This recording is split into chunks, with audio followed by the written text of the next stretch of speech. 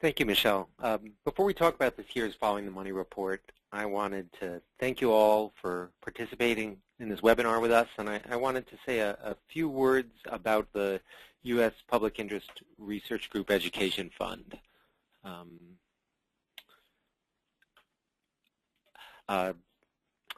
The U.S. PIRG Education Fund is the educational affiliate of the U.S. Public Interest Research Group, which is a network of organizations that's 40 years old and includes state-based advocacy affiliates in 27 states and hundreds of thousands of citizen members. We're a nonprofit, nonpartisan group that advocates and provides public education on a variety of policy-related issues. Also on the phone here with us is Tom Van Heeke from the Frontier Group, which is a group we work with each year in conducting the research and writing the report. Frontier Group's experts and writers deliver timely research and analysis that's accessible to the public, applying insights gleaned from a variety of disciplines to arrive at new ideas for solving pressing problems. We'll be covering 4 topics here. First, a quick review of our approach to transparency. Second, the scoring criteria for 2015. Third, 2 emerging issues or opportunities for transparency this year. And fourthly, the timeline for the report and our interaction with your offices between now and the report release in March. In terms of our approach to evaluating transparency, there are 4 areas I want to just provide some context about why we think transparency is important, the value we strive to bring in creating an annual scorecard, how we select which state transparency portals to evaluate, and then the main obstacles we face in making these 50-state comparisons. So really briefly, the value of transparency, we believe transparency is important for a variety of reasons. Open information about the use of public spending in the public purse is crucial for a democracy to ensure that public resources get allocated in a way that matches our public values. So our report details the many ways that online transparency can improve the effectiveness of spending and save money, generating more bids and more competitive bids, identifying opportunities for lower cost contracts, reducing costly information requests, and improving other procurement goals, such as contracting with vendors based in-state, minority or women-owned businesses, vendors employing people with disabilities, etc. Transparency also encourages the public to be more engaged and to have greater confidence that public dollars are open to scrutiny. As a result of that active and potential scrutiny, transparency also checks corruption and abuse of spending. And the value of a scorecard, we've produced an annual national transparency scorecard, each of, I believe it's 6 years coming up, because we think that it helps to promote greater transparency through access to online spending data. And having a scorecard helps to spread best practices and demonstrates progress over time. It helps motivate improvements and makes it possible for non-experts to understand comparisons between the states. Lastly, it allows for potential identification of patterns to see if certain state or government characteristics correspond to more or less developed transparency. And people will often ask us what sites we choose to evaluate. Firstly, we choose online information because it's how people seek information about their governments in this day of age. Transparency means online. And second, we think of these websites as transparency portals. That is, citizens shouldn't need to know beforehand what it is they're looking for or how a collection of separate web addresses correspond to different types of information that fit into state bureaucratic categories. We evaluate based on what can be reasonably reached through a single portal. We seek to evaluate the best scoring site in each state. So if there's more than one transparency site, we will score them separately and then choose the highest scoring one to include in the report. We want to help you put your best foot forward, your state put its best foot forward. There are certain trade-offs in making sound comparisons. The first is between having standardized procedures and encouraging alternative approaches. We need to have standardized protocols that yield completely objective decisions for which any visitor would arrive at the same conclusions and the same score looking at that same website. The easiest way to do this is with very simple rules applied completely uniformly. On the other hand, we recognize that there can be alternative ways to achieve the same kinds of functionality. We don't want to dictate certain kinds of menus or vendor formats, for instance. We also want to be flexible enough to recognize when a state has found another, perhaps superior way to make information open and accessible. We sometimes make tweaks in our protocol to be able to recognize those kinds of unanticipated issues, and that's why we need to reserve some ability to make midterm adjustments. We really want to avoid more than anything a situation where we're telling you anything that ends up not being true. So the other challenge to our mission and considering how the public and the media will interpret our findings. So we are evaluating the level of the state's online spending transparency, and we recognize that your offices face different kinds of hurdles in terms of the resources, technology, jurisdictions, and even what you're allowed to do. We try to point out these hurdles in the report, and we ask for your assistance in telling us about these obstacles. We wouldn't have a meaningful scorecard if each state's score was just trying to reflect the obstacles and how good a job the responsible office was nonetheless trying to do. And so in sum, we know it can feel like we're evaluating your office and that your office often takes the brunt if it's not good news, but ultimately we are ranking the state, not your office. One way that we try and overcome media misrepresentations in this regard is to make clear when our score has changed just because of more stringent criteria, to publicize the obstacles to your office, improving transparency, and to make clear that overall the trend in online state transparency has been towards constant improvement. So that's the context. The criteria for following the money this year. Last year, our scoring criteria was adjusted largely to reflect how, for the first time, all 50 states had introduced checkbook-level contracting data. That's great.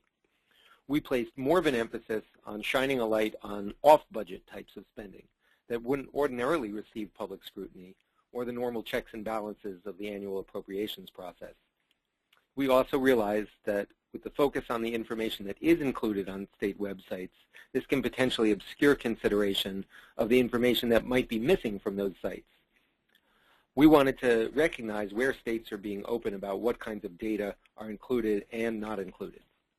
There can be reasonable differences of opinion about the boundaries or limits of transparency, but those debates can only be well informed if it's clear what's not included. So the main takeaway from next year's scoring criteria is that they'll be nearly identical to last year's.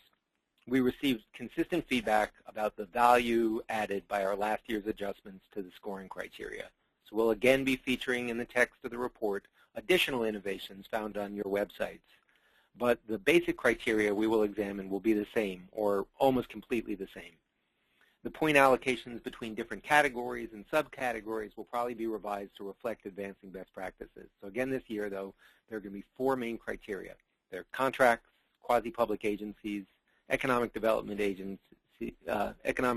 subsidies, and tax expenditure reports. I'll discuss these and their sub-criteria one by one. For contracts, there are 4 sub-criteria: checkbook level, searchability, disclosure of excluded information, and bulk downloadability.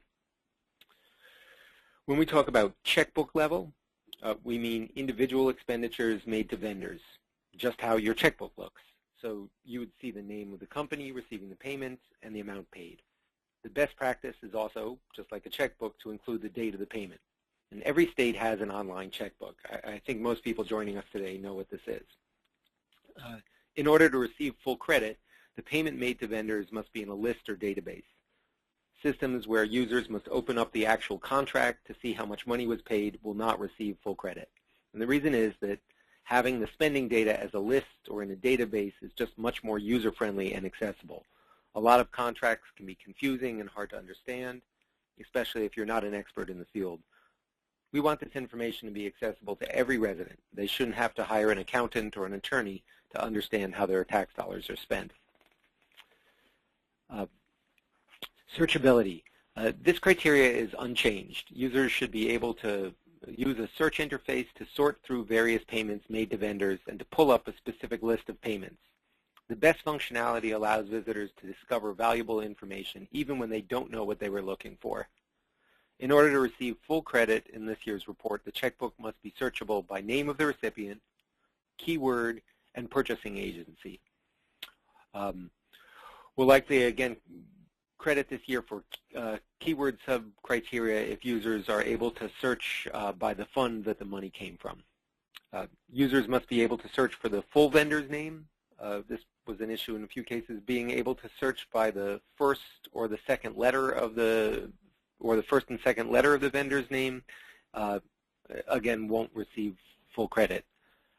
Being able to make searches with Control F or the search tool built into Acrobat also doesn't count as search. Users should be able to make a search and see all of the results from that search when they conduct that search. That being said, whether the checkbook is searchable through a search box or a Dropbox list,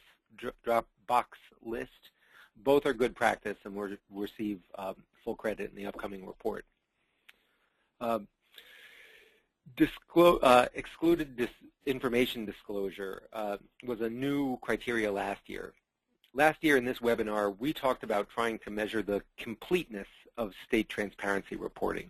And after a lot of feedback and trying to figure out how to discern what is missing data from categories that are reasonably, what is missing data as opposed to categories that are reasonably excluded, we chose to instead define this category as recognizing a best practice of disclosing what kind of information is excluded. So the principle here is that there can be reasonable differences in opinion about what kinds of information should be excluded or not. And clearly, we wouldn't want the landlords of witness protection programs to be listed. And states typically exclude other things such as listing social benefits or medical benefits given to individuals.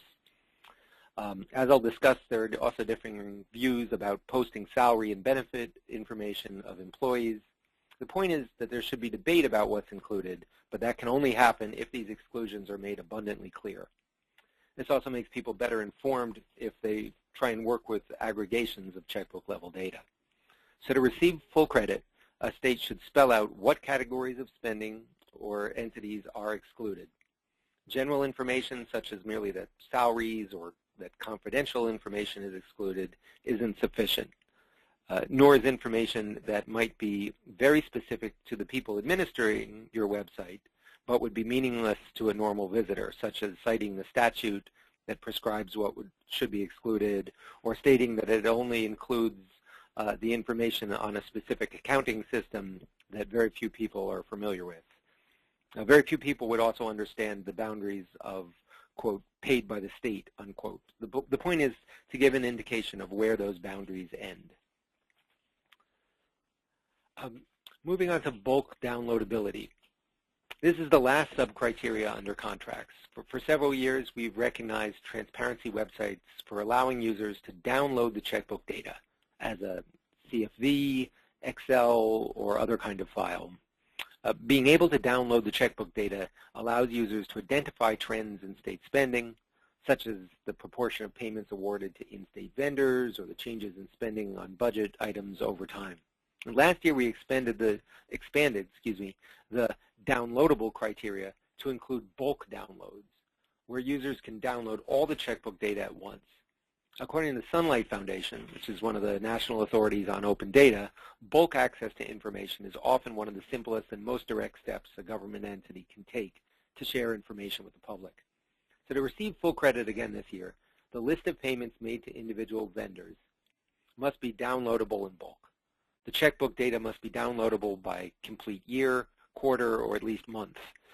And being able to download the data department by department or going to each vendor and downloading their information separately, that will not receive full credit. Next is quasi-public agencies, or quasis, which are independent governmental corporations that are created through enabling legislation to perform a particular service or set of public functions. Over time, quasi-public agencies have taken more and more responsibility away from conventional government offices. The Maine State Housing Authority or the Massachusetts Bay Transportation Authority or the Nebraska Corn Board are examples of quasi-public agencies. And because quasi-public agencies typically collect fees or some other form of their own revenue, they do not rely solely or even significantly on an annual appropriation from the legislature. As a result, their expenditures often fall outside the official state budget, and they're difficult to scrutinize without strong transparency mechanisms, such as the kind you provide. For those reasons, it's especially important that the contract payments made by quasi-public agencies are included in the checkbook tool. The more quasi-public agencies, the better. And again, full credit will require all quasi-public agencies to be included in the checkbook tool. Moving now on to economic development subsidies. There are 5 sub-criteria. There's awards to companies, downloadable, intended public benefits, actual public benefits, and reclaimed funds.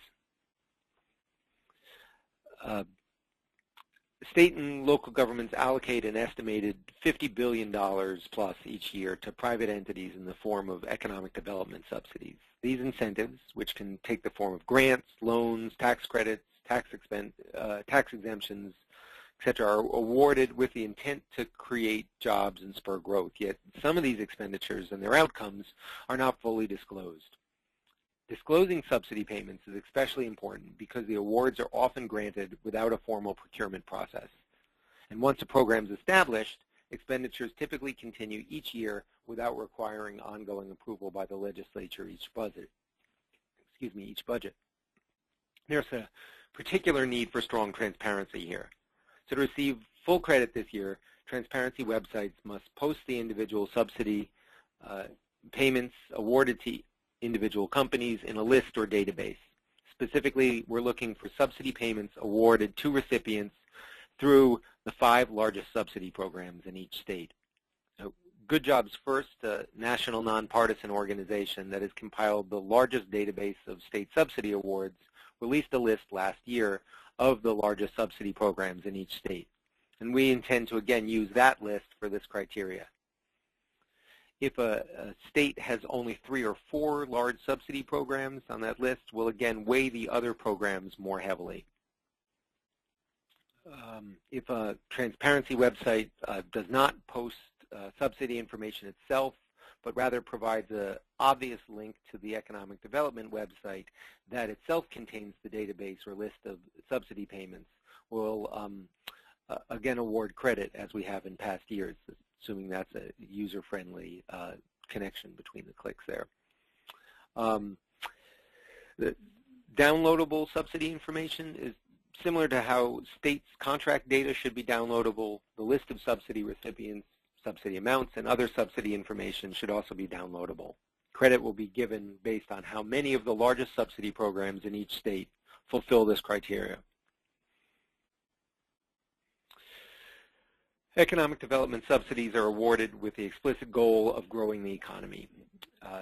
To make sure that the economic growth delivered by companies is worth the tax dollars, citizens should be able to monitor the specific benefits intended to be produced by each company that receives the subsidies. So whether it's job growth or job training or increases in wages, the intended public benefit should be part of a subsidy agreement. And the citizens have a right to know what those benefits are and be able to access the details online. Credit will be given depending on how many of the largest subsidy programs provide this information. The next sub-criteria under economic development subsidies is the actual public benefits produced by the recipients. When a company receives a subsidy and delivers on the economic growth, such as a job creation, it should be reported so decision makers can assess subsidy programs. That way, resources can be directed towards more successful programs and away from the programs or companies that fail to deliver. Ideally, website users should be able to see the number of jobs actually created right next to the number of jobs intended for each subsidy recipient. A related best practice is to post online the instances of development funds which were recouped from companies that failed to deliver on the agreed upon economic growth criteria. So last year we gave extra credit for posting of information about subsidy recapture, and we're exploring whether there's a practical way to integrate this into the main scoring. So we've gone through the contracts, quasi-public agencies, and the economic development subsidies criteria. The last criteria is on tax expenditure reports. Those of you familiar with last year's reports should be pretty familiar with this. Tax expenditures are the broader category of subsidies bestowed through the tax code in the form of special tax exemptions, credits, deferments, and preferences. Many of these programs, like sales tax exemptions, are not practical to provide recipient-specific information for. Though they are once created, these tax expenditures can similarly escape oversight because they don't often appear as state budget line items nor require legislative approval to be renewed. So for these reasons, spending through the tax code is in particular need of disclosure. And one of the best practices here is to provide a link from the transparency website to the tax expenditure report, which tax expenditure reports detail the state's tax expenditures with the resulting revenue loss from each program. Most states have these. As with past years, additional credit will be given for providing more past years of tax expenditure data. Next, we're going to talk about we want to take this opportunity to speak to you about two issues that we're going to be addressing in this year's report, and where we'd appreciate your insight we want to be able to tell the public about the challenges that you face in these areas. The two issues are about salary disclosure and the new government accounting principles being issued for economic development subsidies. Salary disclosure. Different states have different practices about posting the salaries of state workers. Following the money reports have not included salary disclosure as a scoring criteria in the past because of competing views about whether the practice benefits the public. So on the one hand, doing so would protect against outsized compensation practices that might be related, for instance, to corruption. Providing actual data could encourage better informed conversations also about the pay of state workers. But on the other hand, the practice can create needless discord and intrusion of personal privacy when people check on the salaries of their neighbors, ex-spouses, etc. And the information could even be abused by marketers or criminals. Moreover, human relations professionals generally suggest that posting compensation tends to undermine office morale and performance. So this is why we haven't had a formal approach on this. But we wanted to start a conversation about this in this year's report. And one approach that states could take is to post only the highest compensated employees, such as those making more than perhaps 3 or 4 times the average, or perhaps the highest paid 10 employees and contractors in each department, or maybe the 50 highest public employees in the state. This is all just examples to start the conversation, but ideally this would include quasi-public agencies as well, perhaps even if they have paid board members as well. Another approach entirely might be to list the compensation by position rather than by the name of the individual. In the months ahead, perhaps kicked off by our discussion during the question and answer time, we'd like to know more about how you approach these issues, what the challenges that you face are, and what kind of innovative approaches you've come up with or may be considering. The final issue here is about the new GASB standards. Something we hear about repeatedly from your offices when talking about economic development subsidy programs is that they have their own accounting practices that are hard to integrate with state accounting systems, or that each one has its own system, each subsidy program has its own system with its own standards that are hard to knit together. The good news here is that the Government Accounting Standardization Board is preparing new accounting principles, which, assuming the initial proposals get advanced at least in some form, they would require publication of revenue foregone in return for a specific activity. That means quite clearly economic development subsidies would have a standard accounting practices which they've never had before. So thus when your offices are in conversation with these economic development agencies and the lack of standards has been an obstacle, you are likely to have in the future the added leverage and the benefit of this new standardized accounting, which is going to be arriving shortly. So this is an opportunity for you in seeking to advance transparency in your state that we wanted to flag. We'd be very interested to know also if any of your states are already using this process with the changing general accepted accounting practices to help promulgate more integrated accounting standards for economic development subsidy programs or for that matter with quasi-publics. So lastly, in our program, the timeline. We want to quickly review the timeline for the Following the Money report from this point. In mid-January, we're going to send you our initial inventory of the functionality that we were able to find on your state site. And we're going to ask for your feedback about what we got right or something we might have missed. We also ask for your accounting of the cost of your web portal, examples of savings or efficiencies created from your system, the obstacles you face, the innovations you're working on, or previously or recently unveiled. So we'll be asking for your responses to come within 2 weeks from that, which is one reason why it's really important for us to know who is the point person in your office to be dealing with, because that's a fairly tight turnaround necessary for getting the report out in time for Sunshine Week. Our plan is to release the Following the Money report on March 18th. Now, as I just mentioned, that coincides with Sunshine Week. That's an annual celebration of government transparency, which is hosted by the National Association of Newspaper Editors, and which we are trying to have our report coincide with this year. So let me hand the mic back over to Michelle Circa here. All right, so that wraps up how we approach this project, the grading criteria that will be in Following the Money 2015, some issues on the horizon, and the timeline ahead of us. Now we'd like to open up the floor for questions, so please feel free to message questions in or to raise your digital hand if you have a microphone set up. We'll give a minute or two to let some questions come in and then just do a final wrap-up.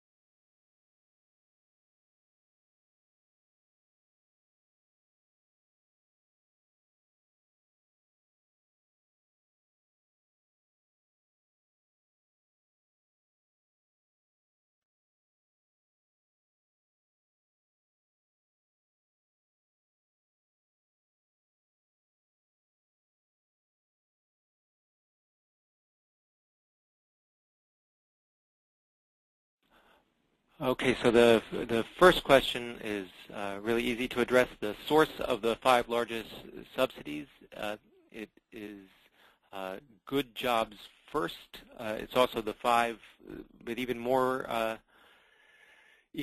clearly, it's the list that we published as part of our report last year, listed which those 5 were. And for a handful of states, there were not 5 that were considered large subsidy programs. So the 4 or 3 were treated on a weighted basis. The other question here is, oh yes, our state has only post-performance economic subsidies, therefore a subsidy recapture is not necessary. How do we get credit for having a post-performance subsidy program? So this is a great question. This is sort of the nub of why we have struggled with how to do this in a way which is fair and objective. So I think the two most obvious alternatives are whether we either give credit to the state for not having these issues and therefore being inherently more transparent regardless of what your office does, or whether we keep this as just an extra credit item, so therefore one in which there's no way you're losing credit for. And this is something where we're trying to figure out the answer to that ourselves, but those are the two possible answers. If any of you all have opinions about which of those make the most sense, or if there is another solution for it, we are all ears. Are there additional questions here? Yes, there's is there an appeal process if we feel that PIRG has included an entity as a quasi-public agency, but we don't agree that it is a quasi? Yes, the appeals process is just to start. This has happened with us where folks, it's the earlier people are able to respond and look at things and make the case for this, the better. There's nothing standardized about quasi-public agencies, unfortunately. That's what makes them so in need of transparency. Our inclination is to give you all the benefit of the doubt. One thing which we have discussed is whether in screening which quasi-public agency might apply, whether particularly small ones would be the kind that would be discounted from this. The problem is that unless they're transparent, it's hard to discern what is small. So this is something which, again, we really invite whatever feedback you have. We know there's a lot of states which have made a lot of progress in creating greater transparency for quasi-publics, and certainly the more, the better. The next question is, can you give us the dates when PIRG will be compiling their inventory of existing capabilities? Yes, so that's the, we will be looking at that from we have a team who will be looking at that in the very beginning of January. We're going to start that probably a little bit in the very, very end of December, given the theory that not a lot of change is going to happen in the last 2 weeks of December. So it's possible that we may, if there's a change that happens at the very end of December, it's possible that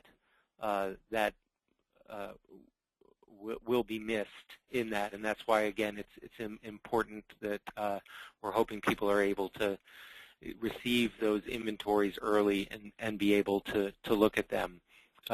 We have in the past, again, we're really trying to give as much benefit of the doubt as we can. Our purpose is not to be a gotcha about this, and sometimes there's changes that have been reported to us that we're pretty darn sure, maybe we even have screenshots where we're not something we missed, but something which was improved in the very beginning of January, and that's not something we're going to exclude credit on. We want the things to be there and be reporting accurately about them, and we just have our own deadlines in terms of getting the report out and getting it to its expert review process and design process.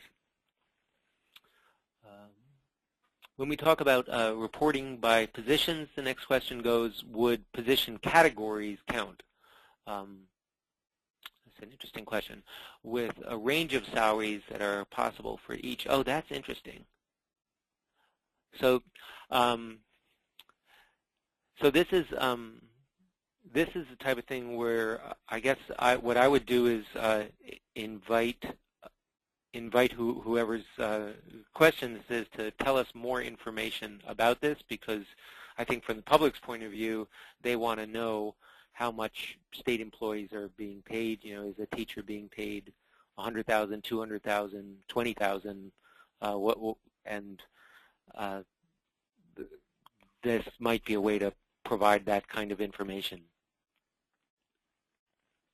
So if anyone has something like that underway, we would very much like to know about it and know how you decided it, etc.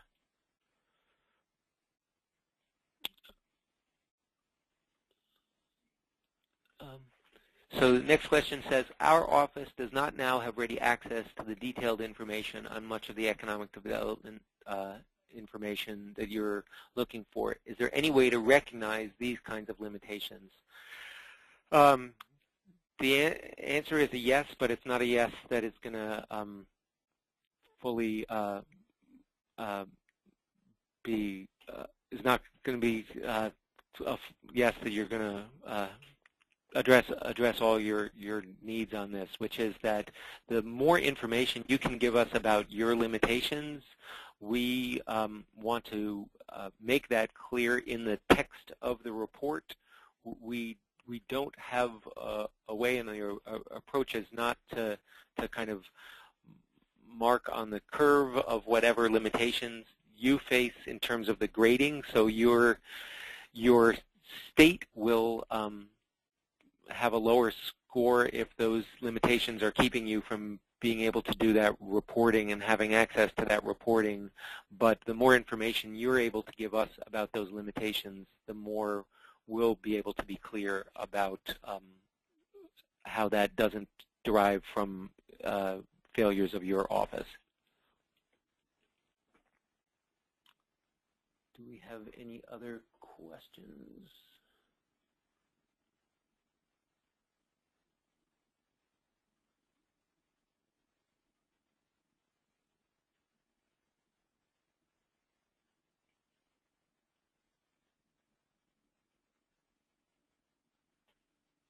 Okay, this question,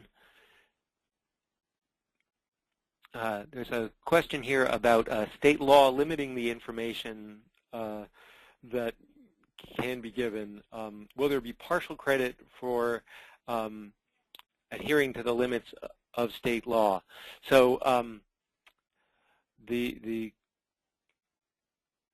question, I guess it, the principle of it is that citizens won't be able to know or hold accountable these entities for information that they don't have. So if we're going to be accurately reporting about the transparency in your state, we would have to be accurate and report that the same way we would for any other state that wouldn't have that statutory limitation on it.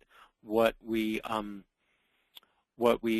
are able to do, though, is make clear how that statute would be what is responsible for any limitation in the scoring, any lower score.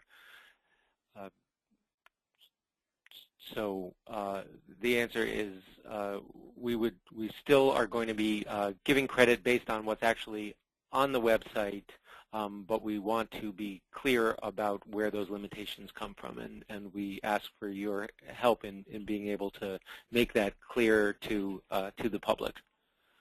What other questions